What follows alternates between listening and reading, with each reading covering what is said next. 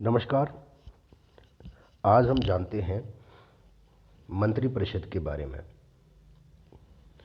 मंत्रिपरिषद का गठन प्रधानमंत्री की सलाह से राष्ट्रपति करता है।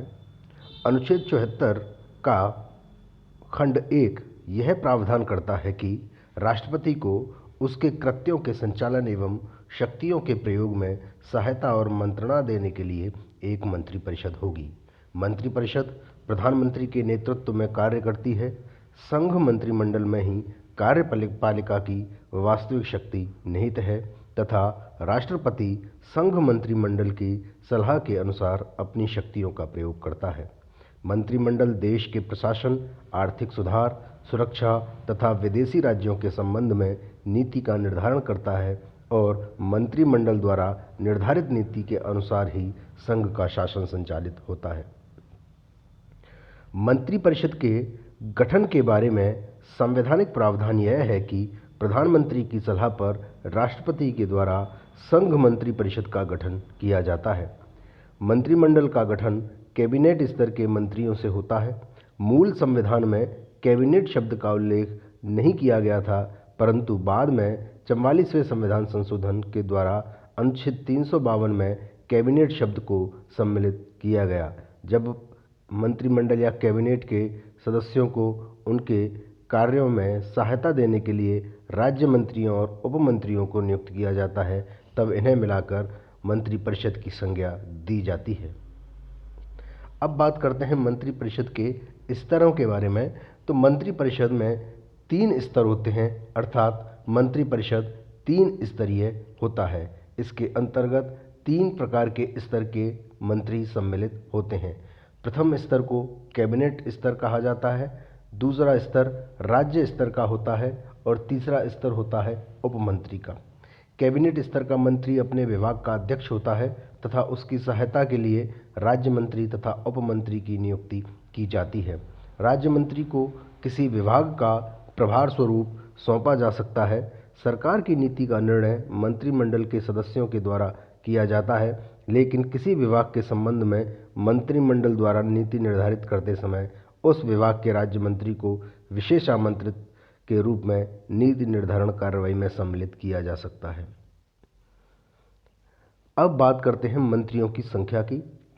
मूल संविधान में मंत्रिपरिषद में सदस्यों की संख्या निर्धारित नहीं थी।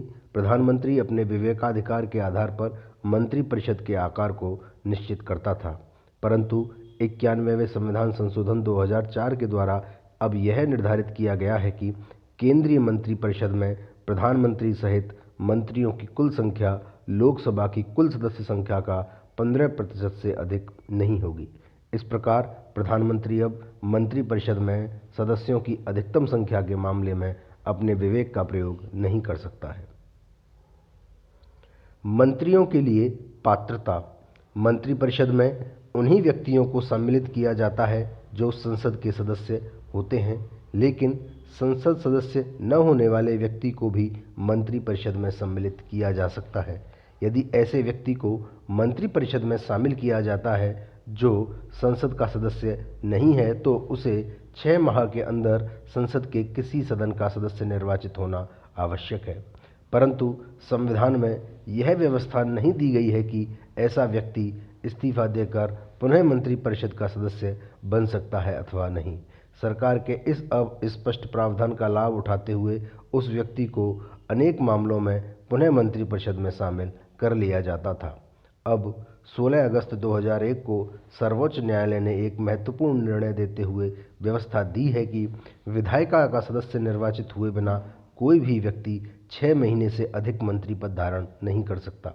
यदि इस व्यक्ति को 6 महीने के बाद विधायिका के उसी सत्र में मंत्री पद पर दोबारा बहाल किया जाता है, तो आवश्यक है कि वह चुनाव जीतकर सदन का सदस्य बने। यदि मंत्री पद पर आसीन गैर निर्वाचित व्यक्ति दिए गए 6 महीने की अवधि में चुनाव जीतने में असफल रहता है और उस व्यक्ति को दोबारा मंत्री पद पर बहाल किया जाता है, तो यह संविधान के अनुच्छेद 164(1) और 164(4) के विरुद्ध होगा। यह सर्वोच्च न्यायालय द्वारा दी गई व्यवस्था है। मंत्रिपरिषद के कार्यों के बारे में संविधान कहता है कि संघ मंत्रिमंडल में ही कार्यपालिका की वास्तविक शक्ति निहित है तथा राष्ट्रपति संघ मंत्रिमंडल की सलाह के अनुसार अपनी शक्तियों का प्रयोग करता है।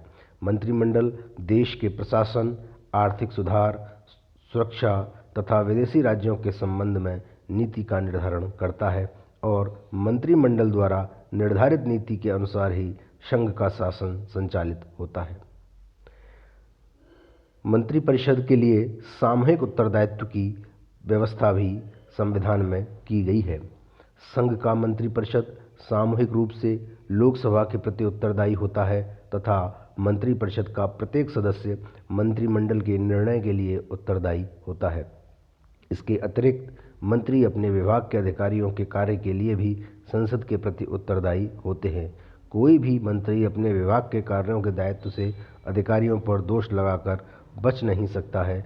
मंत्री के विभाग के मामलों के संबंध में संसद में उससे प्रश्न पूछा जा सकता है जिसका उत्तर मंत्री को देना पड़ता है, लेकिन कभी कभी वह लोकहित अथवा गोपनीयता के आधार पर उत्तर देने से इनकार कर सकता है। इस प्रकार से मंत्री का दोहरा उत्तरदायित्व है। अपने विभाग के लिए वह व्यक्तिगत रूप से उत्तरदायी है, जबकि अन्य मंत्रियों के विभाग के लिए अन्य मंत्रियों के साथ सामूहिक रूप से उत्तरदायी है।